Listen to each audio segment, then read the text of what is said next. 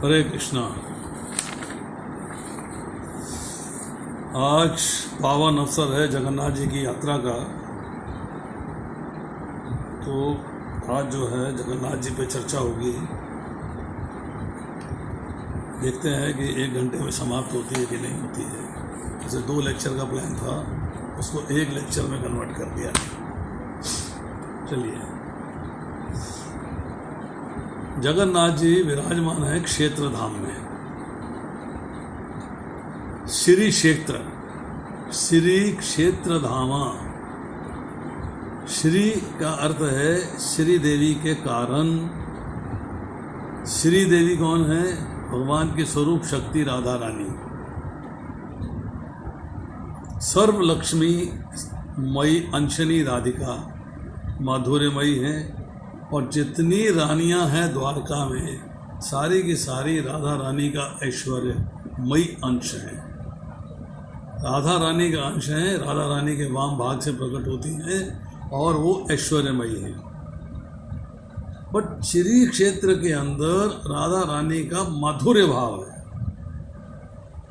और गोपियां भी राधा रानी का अंश है। पर प्रश्न ये है कि वहाँ है जगन्नाथ, बलदेव और सुभद्रा, राधा रानी कहाँ है? Where is Radha Rani? नाम तो श्री क्षेत्र हो गया और राधा रानी है नहीं।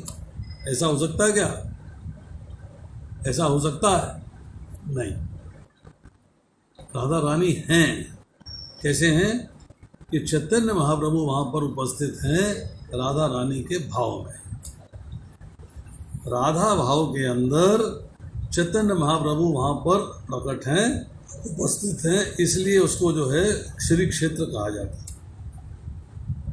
दूसरा, अब जहाँ राधा रानी है, राधा रानी ने जो है भगवान से प्रार्थना करी, मनुहार करी, अनुरोध किया।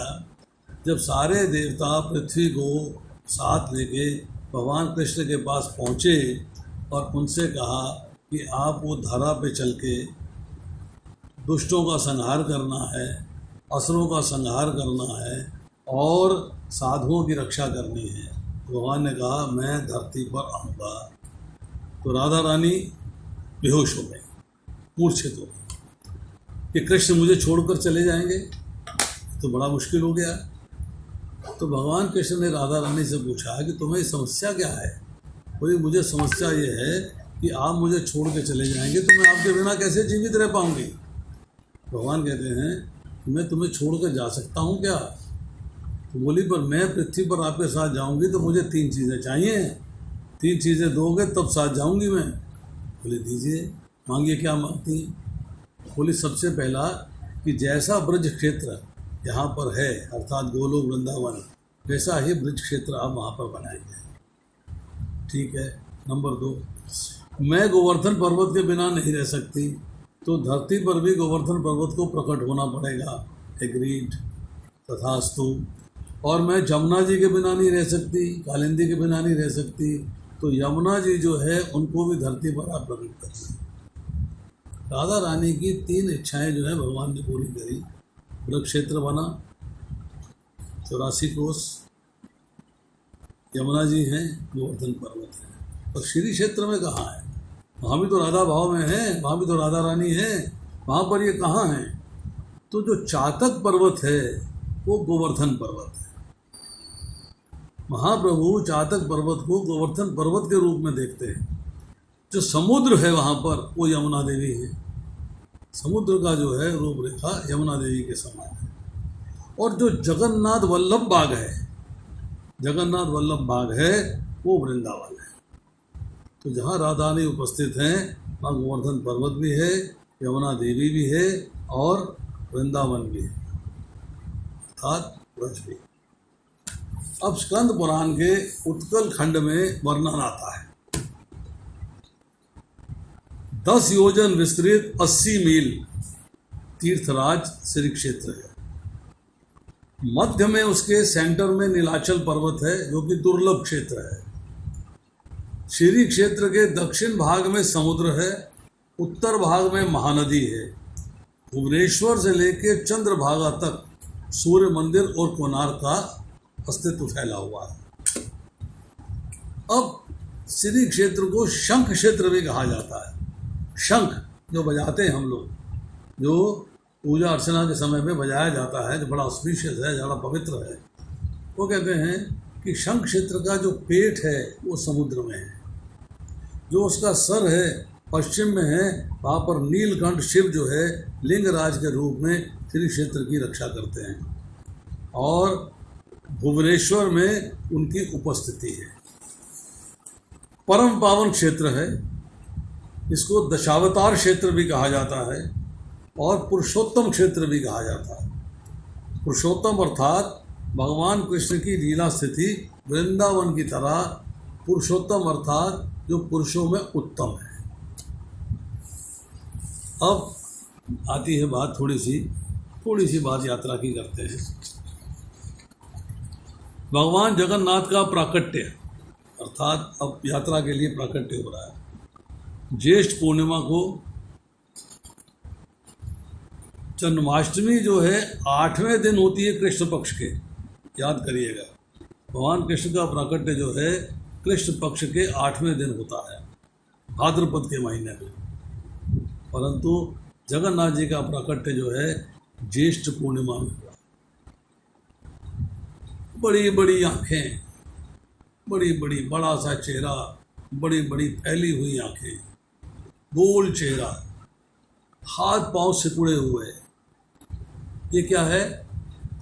एक्सटैटिक मैनिफेस्टेशन कृष्ण, बलराम और सुभद्रा का दिव्य आनंद की स्थिति है उनकी, दिव्य आनंद की।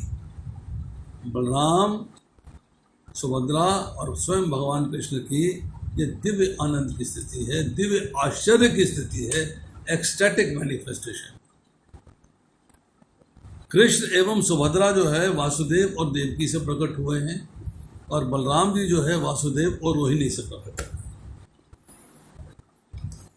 अब भगवान का जब जन्म होता है तो उनको स्नान कराया जाता है, पब्लिक बात, सबके सामने, ज्येष्ठ पूर्णिमा।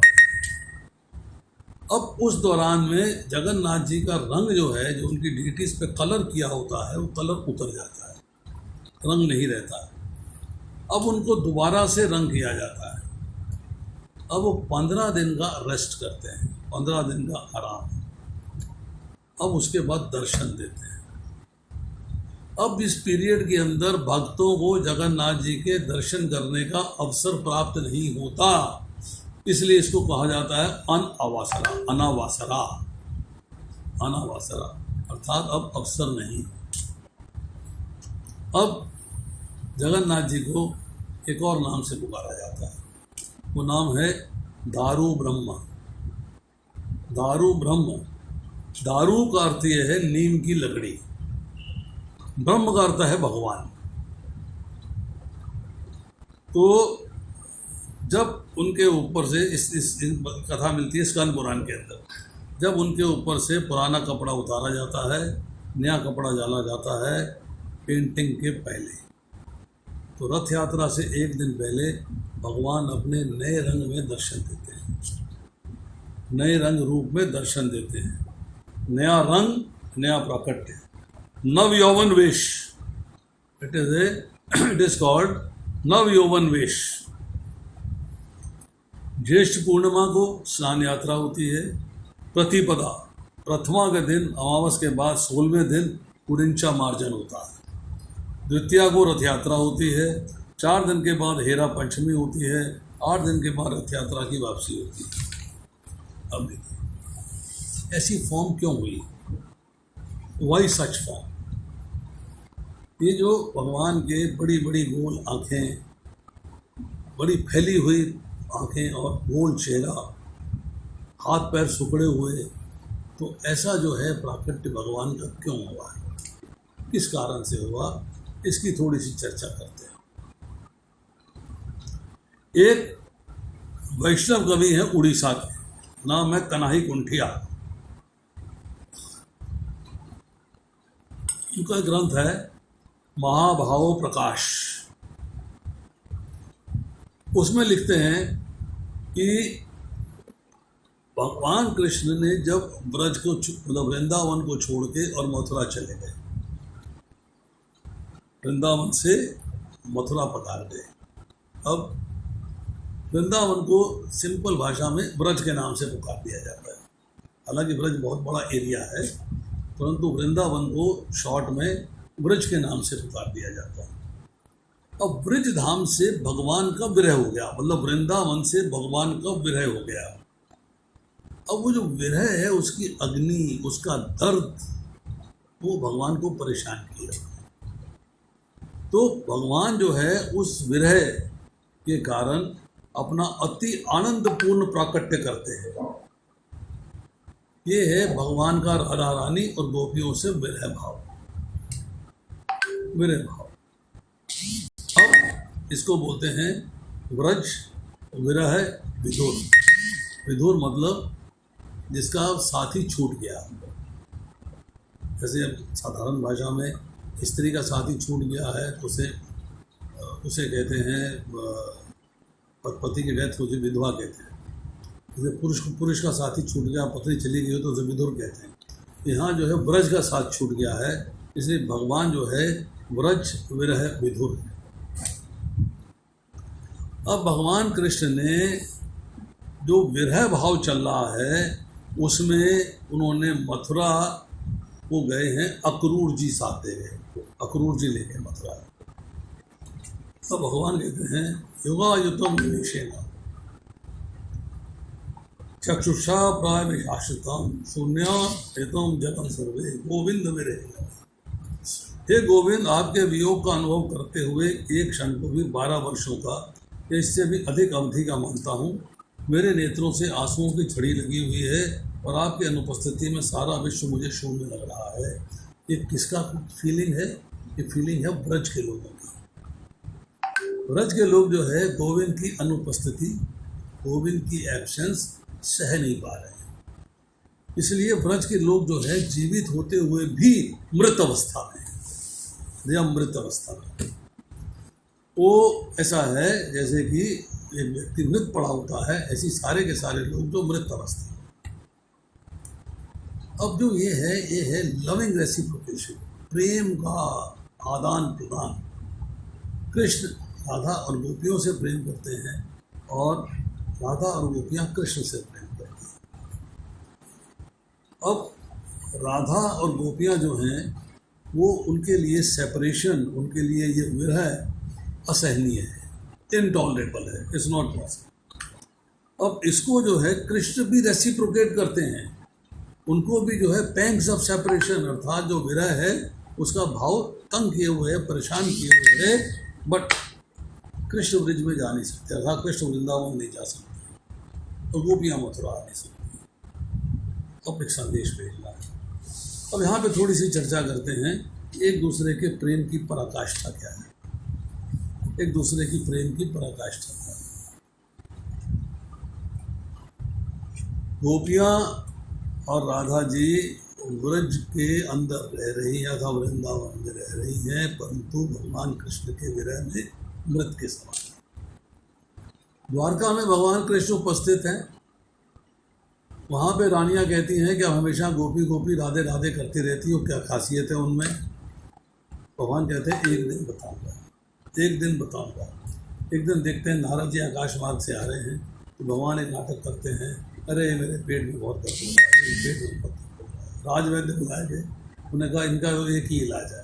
उन्होंने भगवान ने योग बल से राजवैद्य के मुख से वो कहलाया जो वो कहना चाहते थे। इलाज क्या है कि इनके अंगूठे को जल में डाला जाए और चरणामृत लाके जो है वो भगवान को पिलाया जाए, जो भगवान से प्रेम करता है, तो ये ठीक हो जाएंगे। अब नारद जी ने कहा भाई ये समस्या तो बड़ी गंभीर है, रानियों से रिक्वेस्ट करी। जब रानियों से रिक्वेस्ट करी तो रानियों ने कहा भाई घोर नरक की प्राप्ति होगी, कौन करेगा, कौन करेगा, नहीं कर सकते। जो द्वारकावासी थे सबने रिफ्यूज़ कर दिया, नारद जी ने खुद ने रिफ्यूज़ कर दिया। भगवान ने कहा कोई जाके ब्रज में भी देखो, वहाँ भी मेरे चाहने वाले हैं, वहाँ भी मेरे चाहने वाले हैं, वहाँ जाके देख लो। जब नारद जी आकाश मार्ग से वहाँ पे पहुँचे तो राधा और गोपियाँ जो है नदी किनारे चल पड़ रही थी। बहुत अच्छी फ़ोटो बनाई प्रभुपाद ने, गाइड करके, बहुत अच्छी फ़ोटो है। पेड़ के किनारे खड़ी हैं, मटका हाथ में लिया। नारद जी आए, बोले नारद जी इतना परेशान क्यों हो? बोले भगवान के पेट में शूल हो रहा है, बहुत दर्द हो रही है। बोले क्या उपाय है? उपाय है अपने पैर का अंगूठा जल में डालिए, वो चरणोदक जो है भगवान को पिलाया जाए तो ठीक हो जाए। घड़े छूट गए, फटाफट राधा जी ने दूसरा घड़ा भरा और उसमें पैर डाल दिया अपना। बोले जाइए पिला दीजिए। बोले राधा घोर नरक की प्राप्ति हो जाएगी, यदि कृष्ण तो ठीक हो जाएंगे ना, मुझे नरक सम्मुख हो जाए। ये प्रेम है, ये प्रेम है, इसे प्रेम कहते हैं। पूछा गया कि राम जी की मृत्यु दशरथ जी की मृत्यु के बाद राम जी जो है वो वनवास चले गए थे, और राम जी के वनवास जाने पे दशरथ जी सह नहीं पाए, मृत्यु को प्राप्त हो गए। जब कृष्ण जो है मथुरा चले गए हैं तो गोपियाँ और राधा रानी कैसे सह गई? उनको भी चला जाना चाहिए था, अप्रकट हो जाना चाहिए था। बोले नहीं। जब प्रश्न किया गया राधा रानी से, गोपियों से, तो उन्होंने ये कहा कि हम इसलिए नहीं गई यहाँ से, हम अप्रकट क्यों नहीं हुई कि कृष्ण ने कहा है वो आएंगे, अगर वो आएंगे हमें नहीं आ पाएंगे तो उनके दिल की हालत क्या होगी, हम बर्दाश्त नहीं कर पाएंगे, सह नहीं पाएंगे, इसलिए हमें रहना। तो उसके अंदर जो है अब भगवान कृष्ण कहते हैं कि मुझे संदेश भेजना है। भाई मैं उनको संदेश भेजूँ, क्या संदेश भेजूँ? कि आप मैसेज ऑफ लव, प्रेम का संदेश ब्रजवासी को, यशोदा जी को, नंद महाराज को, गोपियों को, राधा रानियों को। अब कौन करेगा मैसेज को डिलीवर? कौन मैसेज लेके जाएगा?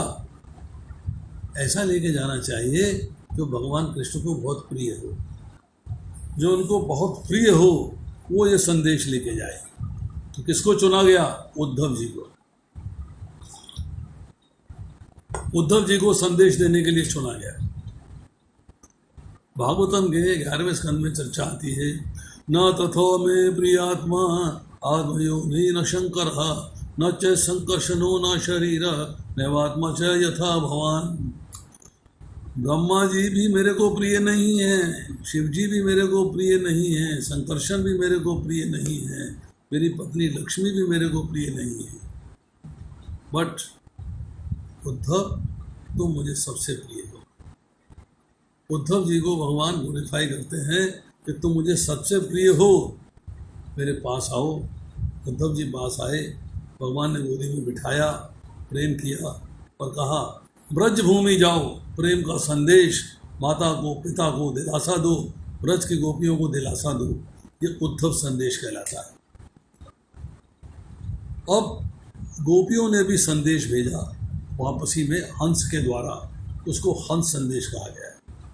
ये दो किताबें जो हैं, दो ग्रंथ जो हैं, रूप गोस्वामी ने रचित किए हैं, उद्धव संदेश और हंस संदेश।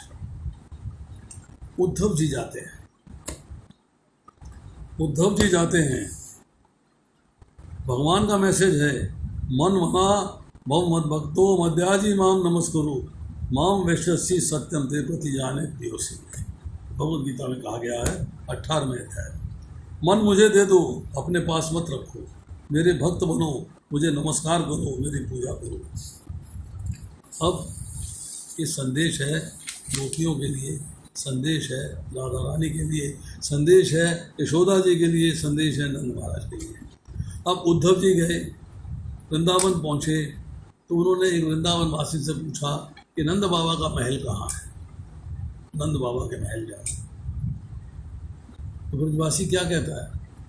कहता है जो सामने धारा आ रही है ना पानी की, ये समुद्र से नहीं आ रही, ये नदी से नहीं आ रही, ये बरसात का पानी नहीं है, झरने का पानी नहीं है, ये नंद और यशोदा के आंसू हैं जो धारा पे बह रहे हैं। इसके साथ साथ चले जाओ, सीधा नंद बाबा के महल पहुंच जाओगे। 3 महीने उद्धव जी वहाँ रहे, संदेश दिया नंद बाबा को, राधा, उसके बाद यशोदा जी को, फिर राधा रानी को। राधा रानी से कहते हैं भगवान ने कहा है कि मन लगाओ किसमें? परमात्मा में। मन लगाओ किसमें? भगवान में। राधा जी कहती है उद्धो मन न होते 10-20, एक ही तो मन था वो श्याम सुंदर ले गया, अब मैं किस पे मन को लगाऊं? गोपियों ने प्रैक्टिकल करके दिखाया है। राधा रानी ने गोपियों ने प्रैक्टिकल करके दिखाया है।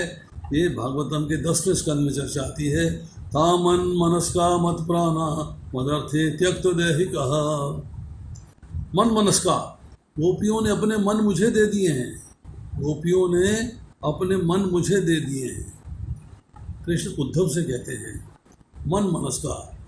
गोपियाँ जो हैं व्रज के अंदर मन मनस्का हैं, उन्होंने अपने मन मुझे दे दिए हैं, उनके मन में मेरे सिवाय और कोई नहीं है।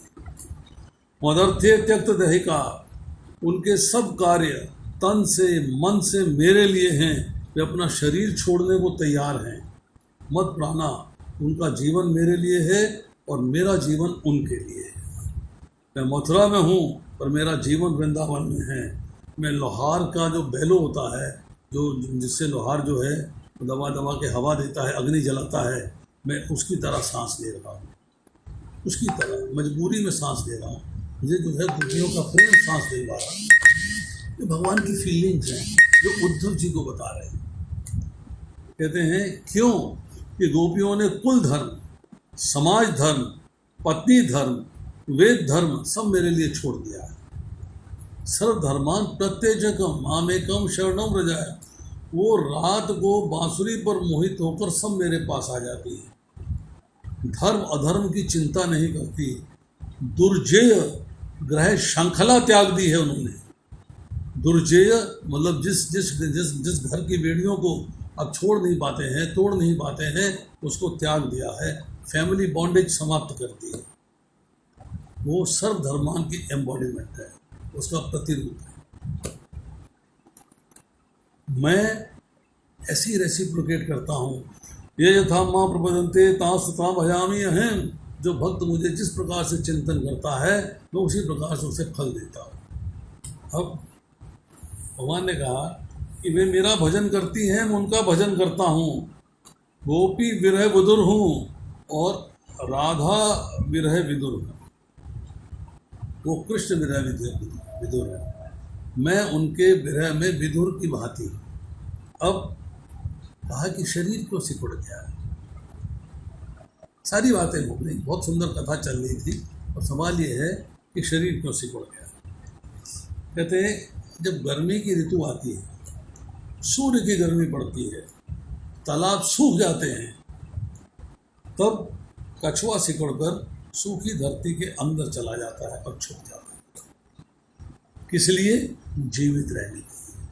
Because he wants to survive.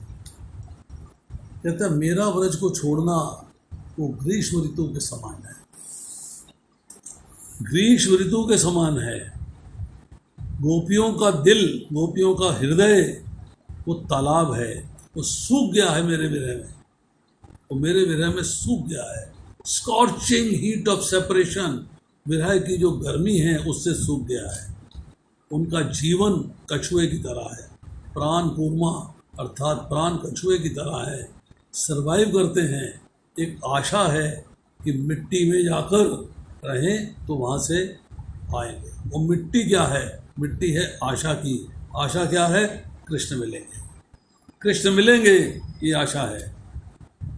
I promise किया है I will come back. My words, मेरे शब्द जो हैं उस मिट्टी के समान हैं, उस आशा के समान हैं कि yes I will come back.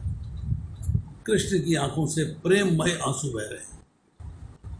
ऐसे ही आंसू उधर गोपियों में राधा जी की आंखों से बह रहे हैं। ये शोकातिरेक शोक है, पूर्णानंद विलाप है। भगवान विरह हैं गोपियों के प्रेम में और गोपियाँ विरह हैं भगवान के प्रेम में। दिस इज, ये प्योर लेमेंटेशन, शोक से परे है, ये हमारी समझ से परे है, हम इसे समझ नहीं सकते। कृष्ण को विरह है राधा और गोपियों से, राधा विरह विधुर हैं, ऐश्वर्य और माधुर्य कंबाइन हो गए, कंबाइन हो गए। तो जगन्नाथ जी क्या है?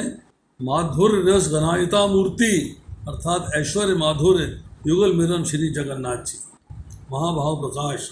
Lord says my body is here, my mind life is in Brajbhoomi. मेरा शरीर यहाँ है मथुरा में, परंतु मेरा मन, मेरा प्राण ब्रज में है। तो यहाँ आता है सवाल कि राधे कौन है? Who is Radhe?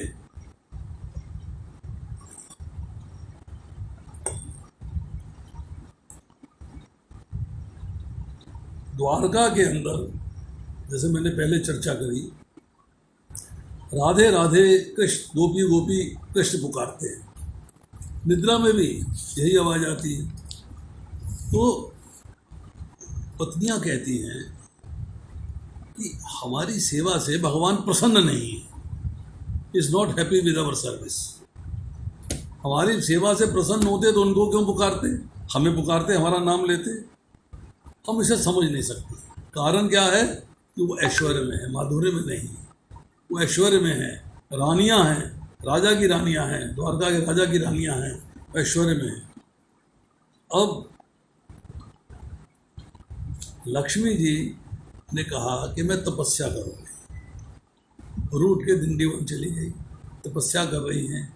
भगवान उनको मनाने जाते हैं। वो कहती हैं कि मैं जो है बिल वन के अंदर बैठी हुई हूँ, मैं आपके साथ नहीं जाऊँगी।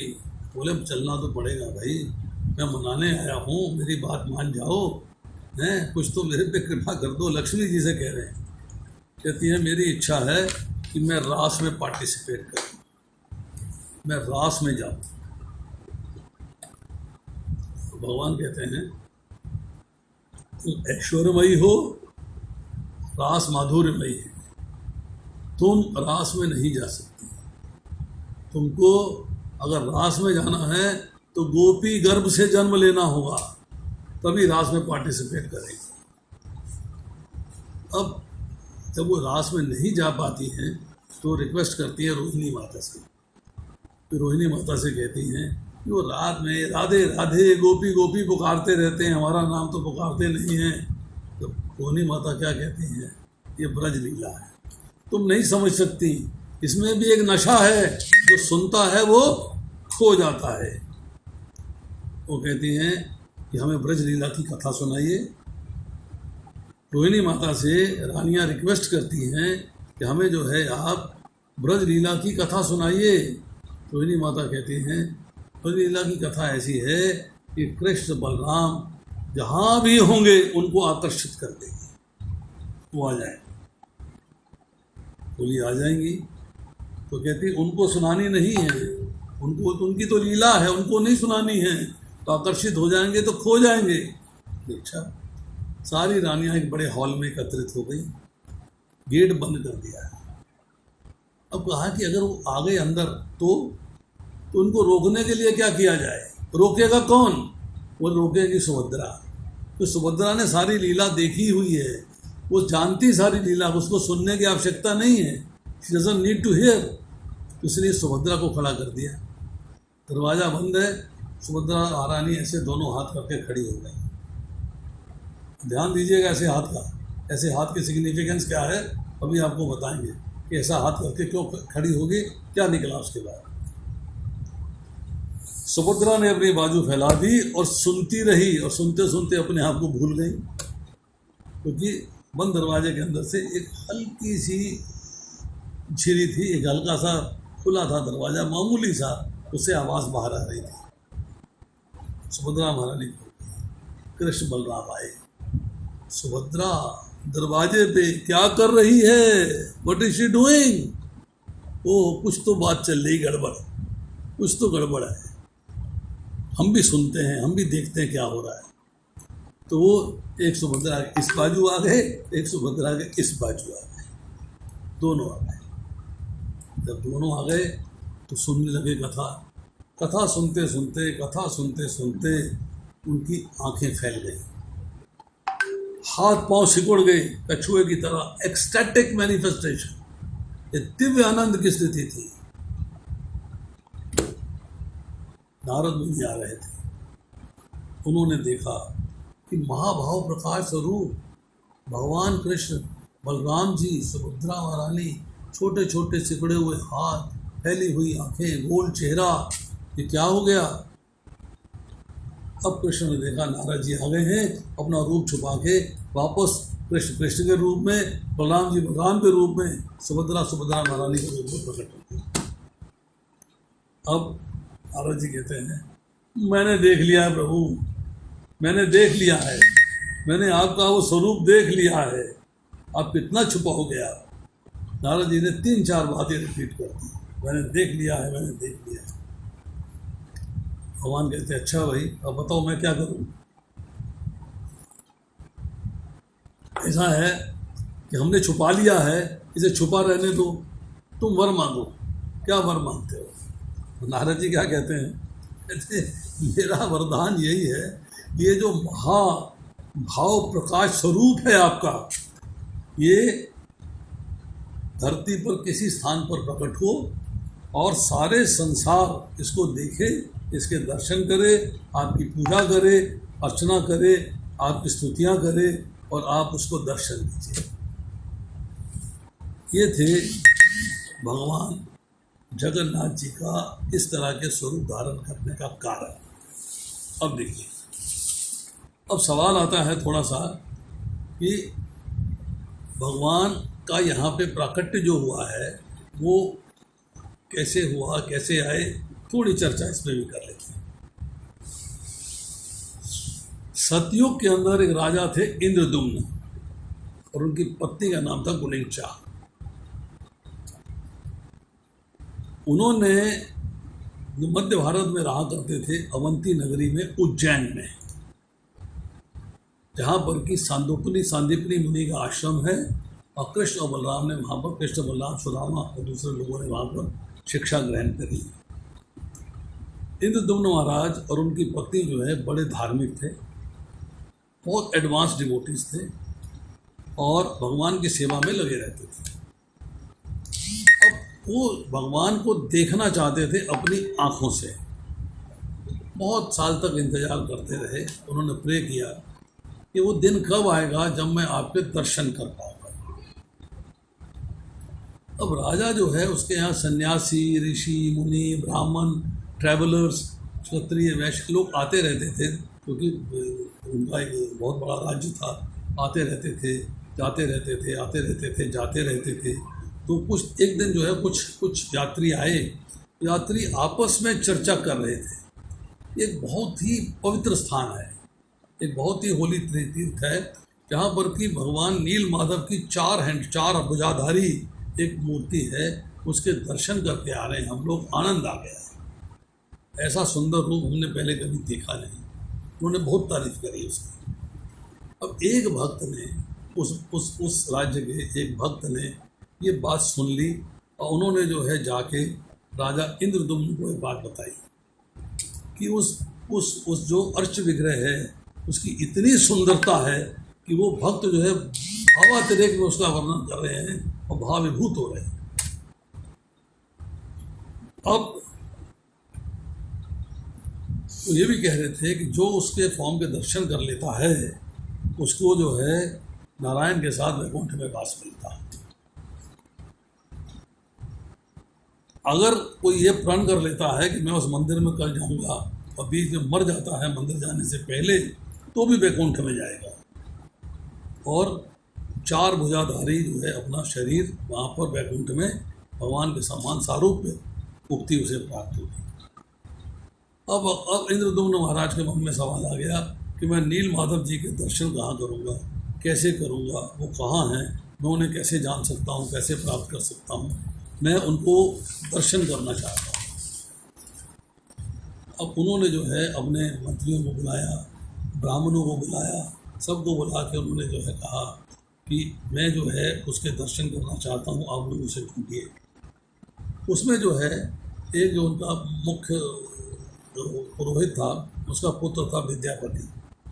विद्यापति ने ये सारी जो है बात सुनी तो सब ने मिलकर कहा कि हम जो है इसको ढूंढेंगे, आपको ढूंढ के बताएंगे कि वो कहाँ है। राजा इंद्रदुम्न ने कहा कि मैं उसे बहुत धन दूंगा, बहुत जमीन दूंगा, बहुत धन दूंगा, बहुत गाय दूंगा, इस तरह तो मुझे बता दे कि नील माधव कहाँ है, मैं उनके दर्शन कर सकूँ। और विद्यापति जो बड़ा यंग था, बड़ा हैंडसम था, अच्छी क्वालिटीज़ थी, ब्राह्मण का पुत्र था, वो ईस्ट की तरफ चला। कुछ वेस्ट की तरफ गए, कुछ साउथ की तरफ गए, कुछ नॉर्थ की तरफ गए। चारों तरफ जो है उनके सारे मंत्री, सारे ब्राह्मण चारों तरफ फैल गए। अब 3 महीने में सब लौट आए विद्यापति को छोड़ गए। राजा को चिंता हो गई कि विद्यापति कहाँ है। अब विद्यापति की कथा सुन लीजिए। विद्यापति जो है ईस्ट में जा रहा था, समुद्र के किनारे वो नील माधव को ढूंढ रहा था कहाँ। अब एक दिन उसने देखा कि एक बहुत ही सुंदर गांव है और वहाँ पर एक सुंदर पहाड़ है जो कि फूलों से और फलदार वृक्षों से भरा हुआ है। वहाँ के लोग जो हैं बड़े संस्कृतिवान हैं, कल्चर्ड हैं। शाम हो रही थी, उसने कहा कि मैं आज रात्रि इस गांव में निवास करता हूँ, मैं यहाँ जरा पे रेस्ट कर लेता हूँ। तो उसने जो है वहाँ के जो रहने वाले बाशिंदे थे, लोग थे, उनसे कहा कि मैं जो है रात में यहाँ विश्राम कर सकता हूँ। उन्होंने कहा कि हमारा जो यहाँ पे लीडर है, उस जो गांव का प्रधान है, उसका नाम है विश्वावसु। वो साबरा है, लोअर कास्ट है, आपकी डेट में दलित भी कह देते हैं, पर बहुत ही क्वालिफाइड है, बहुत ही भगवान का भक्त है, बहुत इंटेलिजेंट है, बहुत विनम्र है और बहुत ही दयावान है। अगर कोई गेस्ट आता है, कोई यात्री आता है, तो विश्वावसु के घर में जाता है, वहाँ विश्राम करता है। तो आप भी वहाँ जाइए, आप भी वहाँ जाके विश्राम करिए। ठीक है। विद्यापति जो है विश्वावसु के यहाँ चले गए।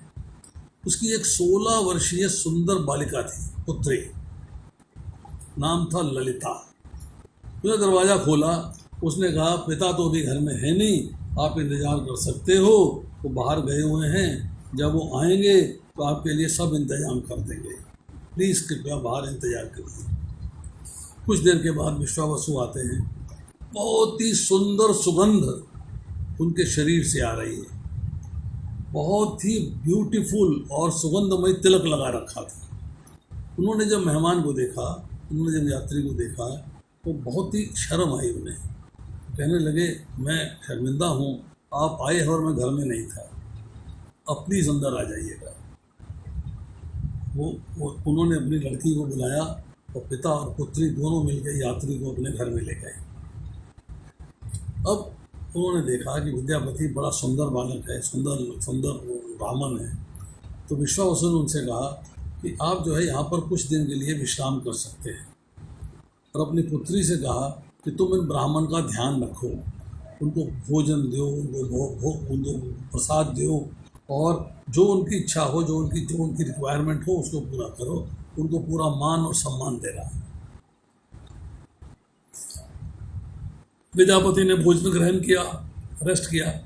उसने कहा, रेस्ट करते हुए महसूस किया कि बहुत ही सुंदर सुगंध जो है पूरे घर के अंदर से आ रही है, और ख़ास तौर पे तब आती है जब घर का स्वामी अथवा विश्वावसु घर में होते हैं। तो बड़े आश्चर्यचकित थे, ऐसा क्यों है कि ऐसी सुगंधी आ कहाँ से रही है। अब देखा कि लड़की बहुत सुंदर है, मैं यहाँ पे कुछ दिन रहता हूँ, मैं भी इनके कारण से मुझे नील माधव का पता लग जाए, मैं कुछ दिन सर्च करने के लिए बाहर कहीं और जाके रहूँगा, मैं यही रह जाता हूँ। अब जो ललिता है रोज़ वो यात्री की सेवा करती थी। ग्रेजुअली उसको उसके साथ प्यार हो गया। पता लगा कि उसकी पहले किसी से शादी हो चुकी है, बट उसको विद्यापति को लड़की से बड़ा अफेक्शन, बड़ा प्रेम हो गया। तो उसने उसके फादर से कहा मैं आपकी पुत्री से विवाह करना चाहता हूँ। विद्यापति एग्री हो गया, विश्वावसु एग्री हो गए, और विद्यापति का विवाह जो है उस लड़की के साथ हो गया।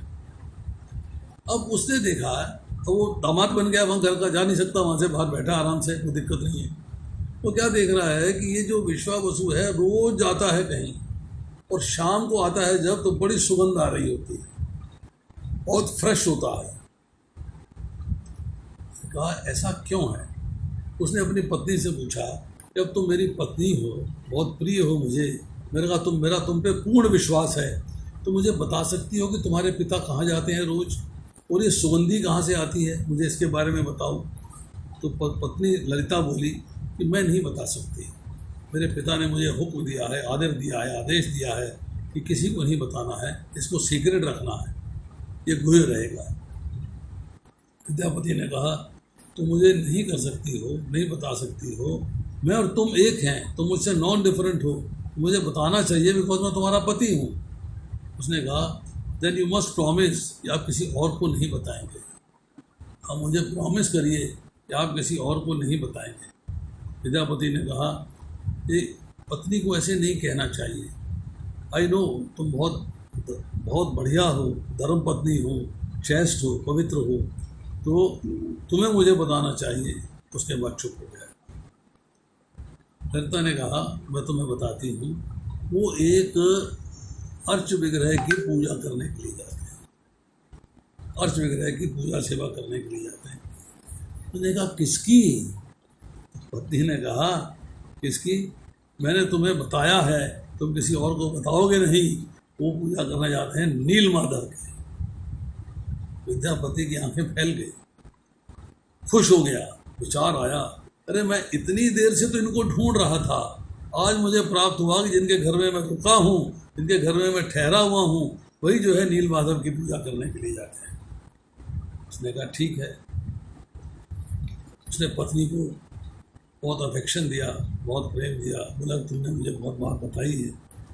उसके बाद अपने पिता से कहो कि मेरे को साथ ले जाएं। लड़की कहने लगी ठीक है, मैं आपकी सहायता करूंगी। ललिता ने पिता से कहा कि आप जो है जब जाते हैं पूजा करने के लिए, तो आप जो है मेरे पति को अपने साथ ले जाइए। उनकी गोदी में जाके बैठ गई, उनसे मनोहर करने लगी, उनसे रिक्वेस्ट करने लगी। पिता ने कहा तुम मुझसे कुछ और मांग लो, ये ना मांगो, ये मैं नहीं कर सकता। तो अल्टीमेटली लड़की ने कहा कि अगर आप ये नहीं कर सकते हैं, अब नील माधव में मेरे पति को नहीं ले जा सकते हैं, तो मैं जहर खा के मर जाऊँगी, मैं जीवित नहीं रहूँगी, आपके सामने ही मैं मृत्यु को प्राप्त हो जाऊँगी। अब ने कहा एक तरफ है दर्शन कराना और एक तरफ है पुत्री को जीवित रखना। बोले पुत्री को जीवित रख लेते हैं, दर्शन करा देते हैं। तो कहते हैं तुम मरो मत, मैं तुम्हारे पति को अपने साथ ले जाऊंगा, और एक शर्त है, उनकी आंखों में पट्टी बांध दूंगा, वो रास्ता नहीं देख पाएंगे जाने। एक बार दर्शन करा दूंगा, दोबारा नहीं जा पाएंगे, ये बात जान लेना। वहाँ जाके तो कपड़ा हटा दिया जाएगा, वो दर्शन कर सकते हैं। ललिता ने जाके बात अपने पति से कह दी कि पिता मान गए हैं, आपकी आंखों में पट्टी बांध के ले जाएंगे, एग्री करके। उसके बाद जो है एक बैलगाड़ी सजाई गई, उसके अंदर जो है विश्वावसु ने विद्यापति की आंखों में पट्टी बांधी, तो विद्यापति बैठ गए। अब ललिता बहुत चालाक थी, उसने कहा पति है, मानेगा तो है नहीं, दोबारा फिर जाएगा, तो क्या किया जाए। उसने सरसों के दाने ले लिए और पति से कहा जहाँ जहाँ बैलगाड़ी जा रही है वहाँ सरसों के दाने लगाते जाना, पानी बरसेगा, वो सरसों उगाएगी, उसके पास उसके सहारे तुम दोबारा से नील माधव के पास जा पाओगे। अब माउंटेन में पहुँच गए। विद्यापति जी को टेम्पल ऑफ नील माधव में जाके नील माधव जी के दर्शन हुए। अब विद्यापति नील माधव को देख पाए, चार भुजाधारी, शंख है, चक्र है, गदा है, पद्म है, बहुत ही सुंदर। अब एक कमी थी कि कृष्ण में वो है जो उसमें उनमें नहीं थी। क्या है? वो थी बांसुरी नहीं थी और मोरपंख नहीं था। ये दो चीज़ मिसिंग थी। ठीक है। अब वो सोचने लगा कि मेरे को इतने महीने लग गए, अब मैं प्रसन्न हूँ, मैं रचित बड़ा प्रसन्न है, मेरी लाइफ बड़ी सक्सेसफुल हो गई है।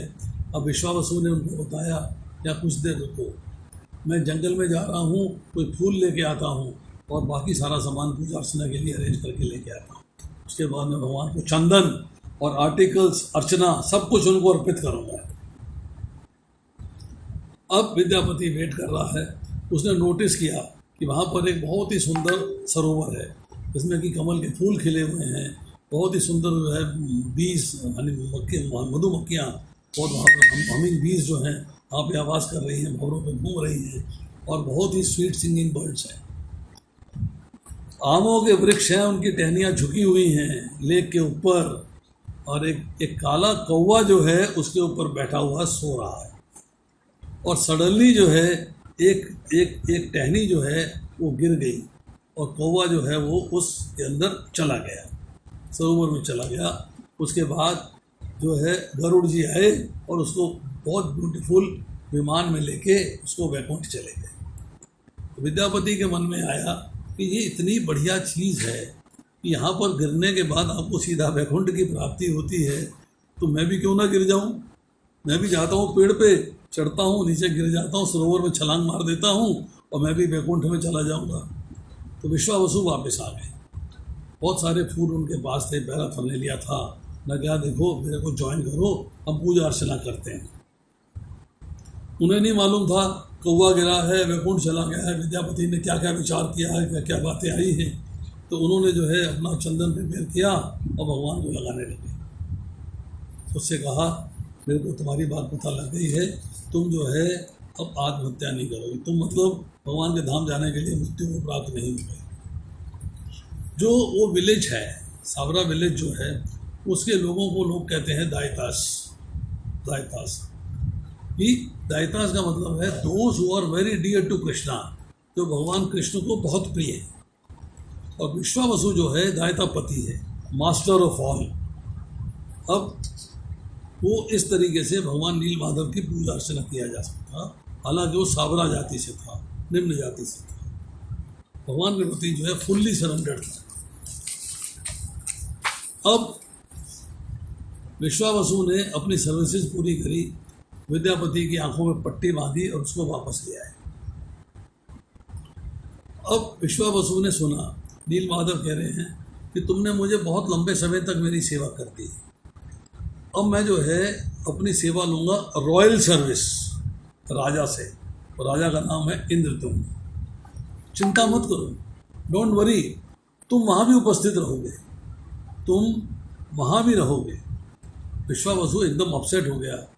उसने कहा क्या किया जाए, ये लड़का जो है वापस जाएगा और वापस जाके राजा को बताएगा, राजा आएगा और नीलमाधव को ले जाएगा, ये तो बड़ी टेंशनफुल बात हो गई। तो उसने क्या किया कि विद्यापति को कैद कर दिया। उसने विद्यापति को कैद कर दिया। अब उसने कहा कि जा नहीं पाएगा। अब विद्यापति कहने लगा कि मैंने तो राजा को प्रॉमिस किया हुआ है, मैं आऊँगा। फिर उसने अपनी पत्नी से रिक्वेस्ट किया कि तुम मुझे यहाँ से छुड़ाओ, मुझे जाना है, मुझे राजा को जाके बताना है कि तो मैं यहाँ मर जाऊँगा। पत्नी पति के प्रेम में फिर पिता के पास गई। फिर उसने कहा अगर आपने उसको रिलीज़ नहीं किया तो मैं जहर खा के मर जाऊँगा। फिर कह रही है अगर आपने उनको रिलीज़ नहीं किया तो मैं जहर खा के मर जाऊँगी। फिर पिता जो है पुत्री के प्रेम में उसने विद्यापति को रिलीज़ कर दिया और विद्यापति जो है वहाँ से चल के पहुँचा है। अब वो देखना चाहता है कि किसी तरीके से मैं वहाँ पर जो सरसों के मैंने बीज डाले थे वो हैं कि नहीं। वहाँ देख रहा है ना तो वहाँ सरसों के बीज हैं, ना वहाँ कोई पत्ते हैं, ना वहाँ कोई पहाड़ है, ना वहाँ कोई भगवान की डेटी है, ना वहाँ नीलमाधव है, वहाँ कोई है ही नहीं। परेशान हो गया। अब उसने जो है राजा के साथ जब ये सारे चक्कर चला रहा था, राजा के साथ वहाँ तक जा रहा था, राजा इंद्रदुम्न के साथ थे। राजा इंद्रदुम्न जो है वो रोने लग गए तो भाई मेरे को तो, मैं तो उनको देखने आया था, दर्शन करने आया था, अपने राज्य में ले जाने आया था, वहाँ मैं उनकी सेवा करना चाहता था, तो यहाँ तो मेरी सारी समस्या ही खत्म हो गई, यहाँ पे तो है ही नहीं, मैं तो उनके लिए कुछ कर ही नहीं सकता। और वो पुकार रहा है ओ नीलमाधव नीलमाधव नीलमाधव, और भगवान को उनके नामों से पुकार रहा है। अब एक आकाशवाणी होती है, वो कहती है राजा चिंता मत करो, मैं आऊँगा, मैं आऊँगा, मैं तुमको दर्शन दूंगा, मैं आऊँगा। मैं ब्रह्मा जी को भेज रहा हूँ, वो तुम्हें वैकुंठ में ले आएंगे। मैं यहाँ पे 4 फॉर्म्स में आऊँगा, 4 फॉर्म्स, जगन्नाथ जी, बलदेव जी, सुभद्रा जी और सुदर्शन चक्र, 4 फॉर्म मेरी होंगी, मैं तुम्हारे राज्य में प्रकट होगा, चिंता मत करो। तुम वहाँ पे जाओ, जो बंगाल की खाड़ी है, बे ऑफ बंगाल, उसके अंदर जो है पानी जो है जो वेस्ट बंगाल की तरफ जा रहा है, वहाँ जाओ और इंतज़ार करो। पर दारू ब्रह्म आएंगे, भगवान in the form of would, लकड़ी के रूप में, और वो वहाँ पर आके मैनिफेस्ट करेंगे। एक बहुत ही सुंदर लाल रंग का लट्ठा आएगा लकड़ी का, उसको तुम, उसके ऊपर जो है चिन्ह बने होंगे शंख चक्र गदा और पद्म के, तो तुम्हें ऐसा लट्ठा कहीं और नहीं मिलेगा। वो देर उसको बाहर लाओ और उससे 4 डेटीज बनाओ, 4 डेटीज बनाओ, तब वो मेरी वर्शिप कर पाओगे। अब इस दौरान में ब्रह्मा जी जो है उनको क्विकली बैकुंठ ले गए। वहाँ से उन्होंने नीलमाधव को देखा, उनसे बातचीत हुई, देन किंग वापस आ गए। वापस आने के बाद रोने लगे। ब्रह्मा जी ने कहा चलते हैं अब हम लोग जो है अब इस फॉर्म में अर्थ पे नहीं जा सकते। भगवान आएंगे 4 फॉर्म्स के अंदर। Let us go to the place that he has designated and wait for him there. ऊपर हम आए थे, हमारी 4 फॉर्म हो गई थी, नीचे हम जाएंगे, हमें फिर उसी 2 फॉर्म में जाना पड़ेगा। अब बहुत साल बीत गए, राजा राज्य करता रहा। इस दौरान में सारी दुनिया में बदलाव आ गया। उसने एक बहुत ही सुंदर, बहुत ही बड़ा, ब्यूटीफुल हाई टेम्पल बनाया। अब उसको देखा कि वो सारा जो है रेत से भर गया हुआ है। वो टेम्पल बनाया था वो रेत से भर गया हुआ है। उस रेत को कई बार हटाया गया, कई बार फिर आ जाती थी। टेम्पल जो है बहुत ही पुराना हो गया और टूट फूट में जीर्ण शीर्ण हो गया। नए राजा ने आके उसको रिपेयर किया।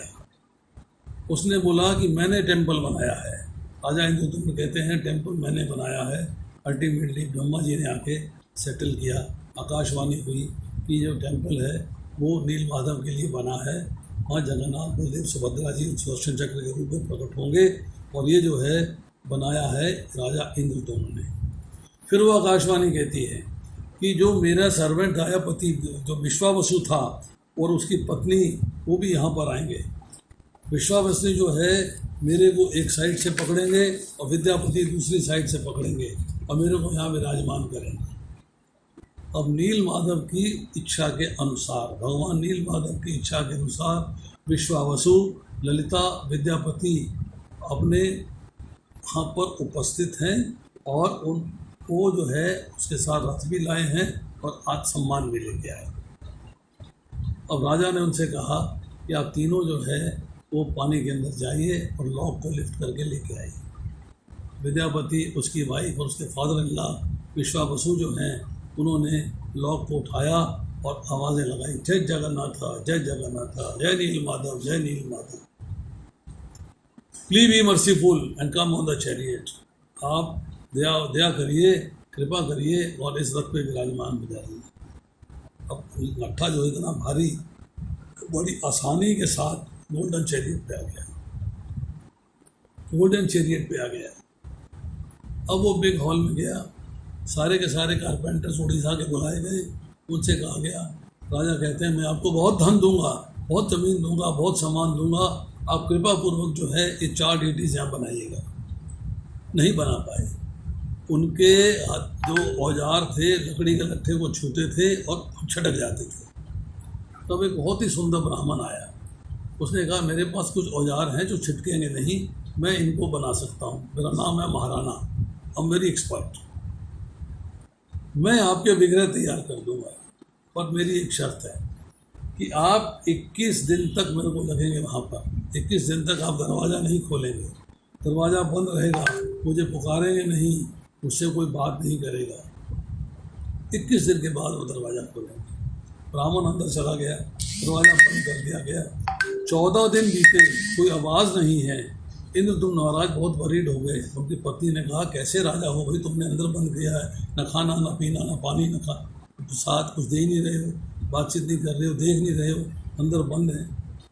मैंने कहा ठीक है, मुझे उन्होंने कहा था कि मेरे को कोई डिस्टर्ब नहीं करे, इसलिए मैंने नहीं खोला, मैं 21 दिन के बाद खोलूँगा। जब वाइफ ने प्लीड किया खोल दो भाई, जाके खोल दो, उन्होंने जाके खोला तो क्या देखते हैं, उन्होंने कहा भैया या तो ब्राह्मण ही गायब है, There is no ब्राह्मण इनसाइड। ब्रह्म हत्या हो गई भाई, ब्रह्म हत्या हो गई मेरे से, कैसे बनेगी बात। अब वहाँ क्या देख रहे हैं कि विग्रह पड़े हुए हैं, छोटे छोटे हाथ, छोटे छोटे पैर, गोल चेहरा, फैली हुई आंखें। इतने ब्राह्मण ने मुझसे कहा था 21 दिन तक दरवाजा नहीं खोलना, मैंने खोल दिया और देखो क्या हो गया है।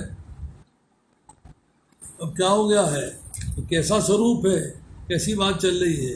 ब्राह्मण महाराणा कहाँ है, ये 4 डेटी जगन्नाथ, बलदेव, सुभद्रा, सुदर्शन चक्र यहाँ पड़े हुए हैं और पूरे हुए कंप्लीट नहीं किए, अभी तो इनकी जो है पूरी लंबाई नहीं हुई है, हाथ पैर छोटे छोटे हैं, चेहरा गोल है, बड़ी बड़ी आंखें हैं, ये कैसे बनेगी बात। अब नारद जी वहाँ पर प्रकट होते हैं एक ब्राह्मण के भेष में।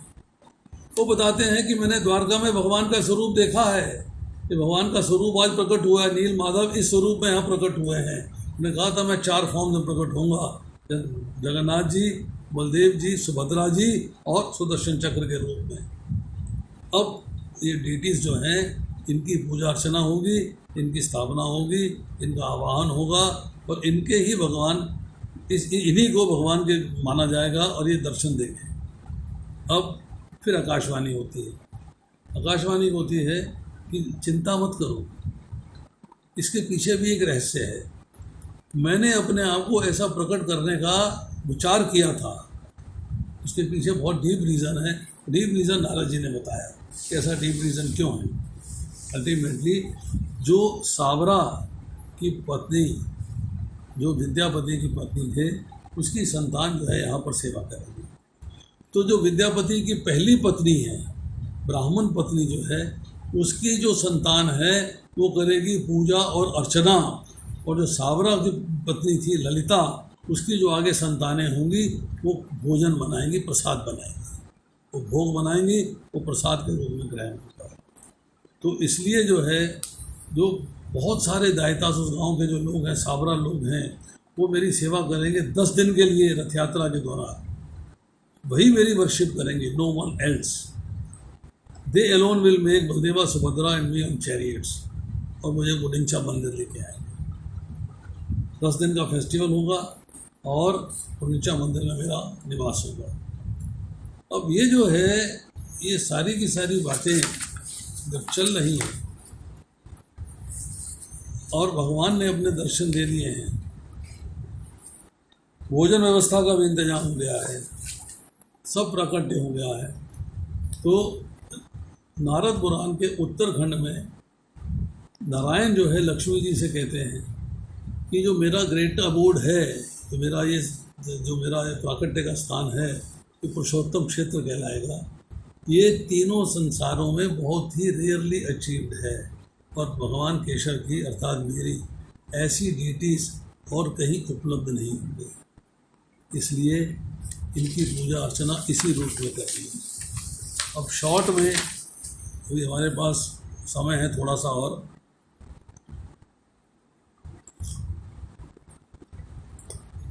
कुछ तथ्य जो है हम जगन्नाथ जी के मंदिर के बारे में जान लेते हैं। जगन्नाथ जी के मंदिर का एक बड़ा रहस्य है कि इनका झंडा हमेशा हवा की उल्टी दिशा में चलता है। दिन के समय हवा समुद्र से धरती की तरफ आती है और शाम को धरती से समुद्र की तरफ जाती है। पर जानकर महसूस होगा कि ये प्रक्रिया उल्टी है। आज तक ऐसा कभी किसी को कोई रहस्य जान नहीं पाया। झंडा हमेशा जो है, अगर हवा इधर से इधर आ रही है तो झंडा उधर को जा रहा है, और अगर हवा इधर से उधर जा रही है तो झंडा इधर को आ रहा है।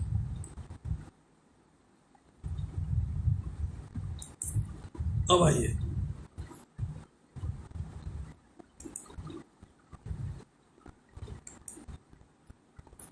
दूसरा, इसके ऊपर सुदर्शन चक्र जो है, वो आप किसी भी दिशा में खड़े होकर देखें, लगता है सुदर्शन चक्र आपकी तरफ है। तो आपको ये नहीं है कि फिक्स है, आपको फिक्स दिखाई देगा, फिर पीठ दिखाई देगी, साइड दिखाई देगी, नहीं। आप मंदिर के परिसर में कहीं भी चले जाएंगे, सुदर्शन चक्र आपको लगेगा कि आपकी तरफ है।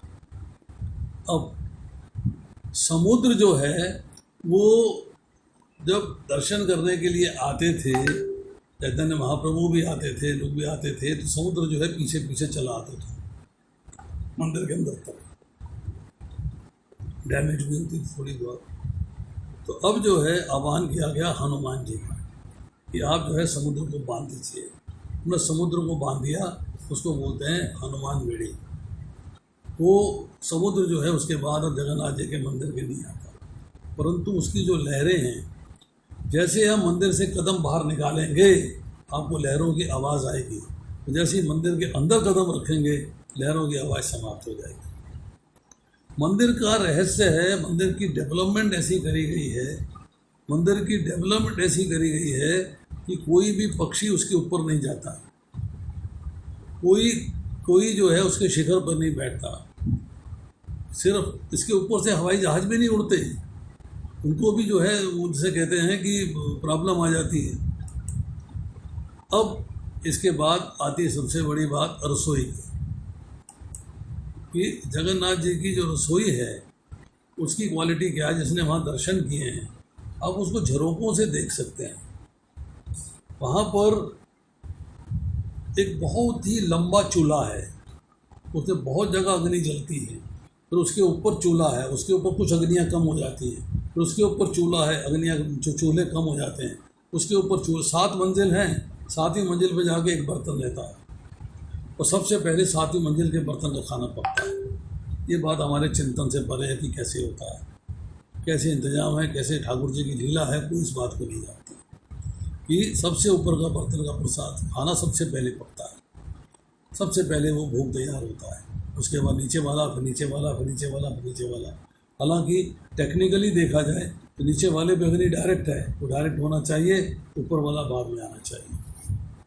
उसके बाद 10,000 आ जाए, 20,000 आ जाए, 50,000 आ जाए, वहाँ जो प्रसाद अवेलेबल होता है कभी समाप्त नहीं होता है, नेवर एंड्स। परंतु जैसे ही मंदिर के द्वार बंद होते हैं प्रसाद समाप्त हो जाता है, फिर एंड शुरू होता है। अब हमारे पास अभी टाइम तो हो गया है, 9 बज गए हैं, पर मेरा रिक्वेस्ट है कि हम 10-1 मिनट अगर और ले लें तो थोड़ी सी कथा आपको और सुना दें। 10-15 मिनट की बात है, टॉपिक तो बहुत लंबा है, परंतु शॉर्ट में कथा को मैं करना चाहूँगा। दिन सुदामा प्रभु क्या कहते हैं आप? यस प्रभु, 10 मिनट और कर सकते हैं। ठीक है।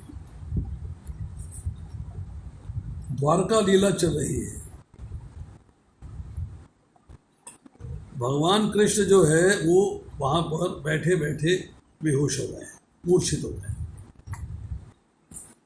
नारद मुनि जी आते हैं, वो ब्रज भूमि की ग्लोरीज महिमा का गायन करते हैं।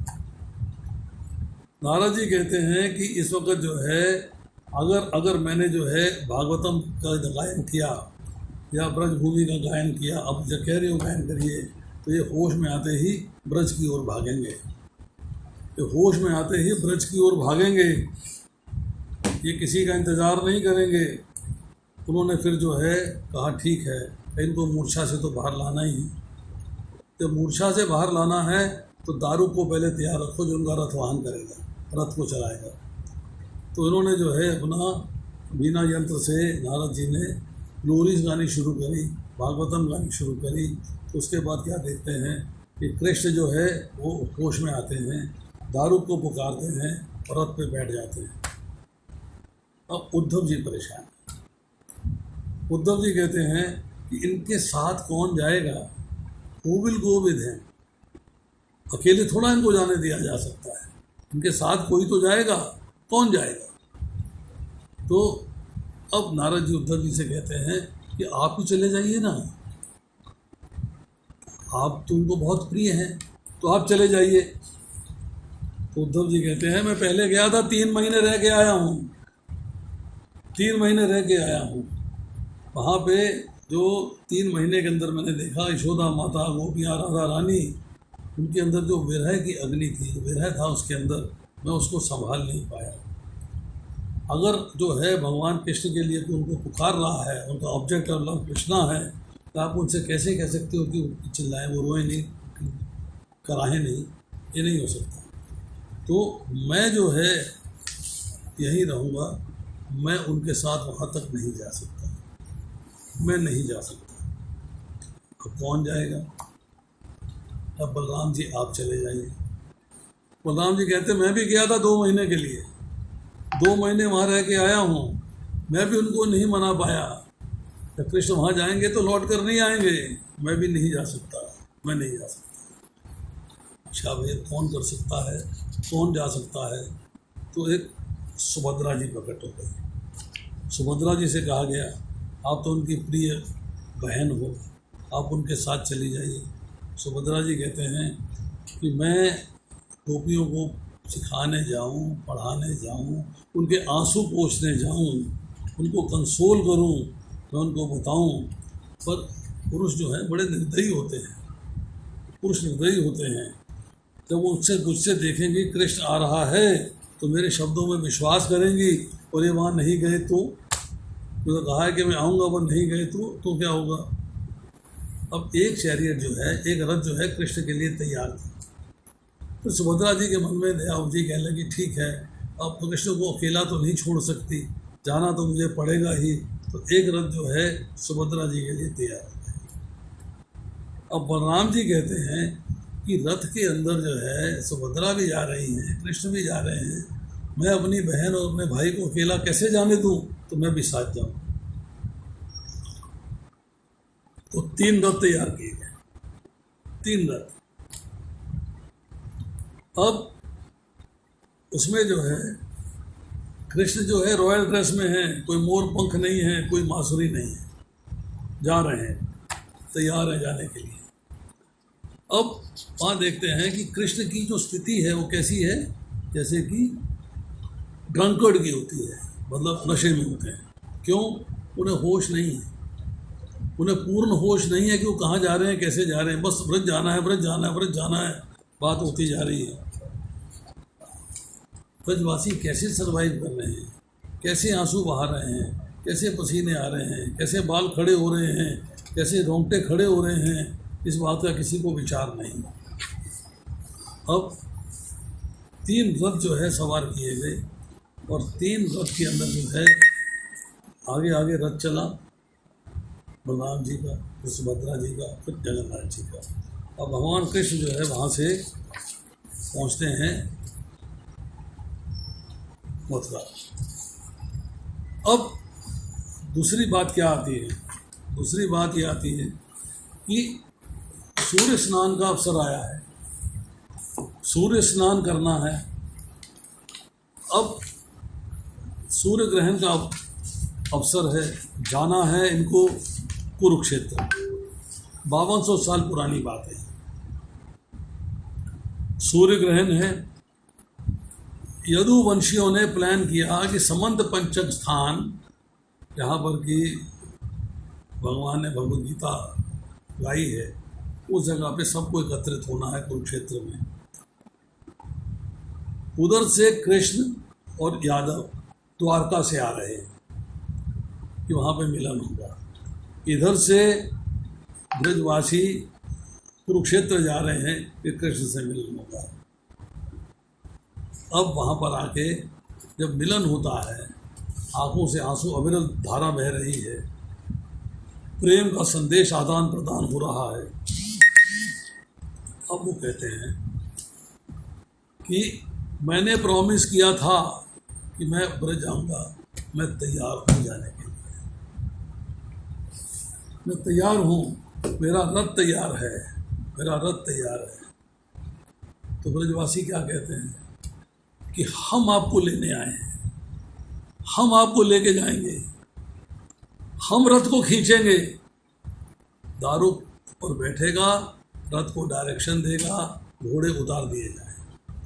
घोड़े रथ से उतार दिए, ब्रजवासियों ने अपने आप को घोड़ों की जगह जोत दिया, रस्से बांधे गए और ब्रजवासियों ने मिलकर रथ को कुरुक्षेत्र से लेके ब्रज तक खींचा।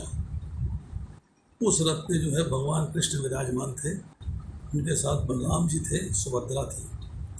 अब उस रथ का जो यात्रा हुई है उसको जो है एक भगवान कृष्ण की ब्रज यात्रा के नाम से पुकारा गया। उसी यात्रा का प्रतिरूप है कि भगवान जगन्नाथ जी, बलदेव जी, सुभद्रा जी के रूप में कुरुक्षेत्र से द्वारका, कुरुक्षेत्र से और वृंदावन तक आते हैं। तो इसी उपलक्ष्य में जो है जगन्नाथ जी की यात्रा जो है निकाली जाती है हर साल। बाकी उनके रथ का नाम नंदी घोष है, बलराम जी के रथ का नाम जो है ताल ध्वज है, और जो सुभद्रा रानी के रथ का नाम है दर्प दलन है।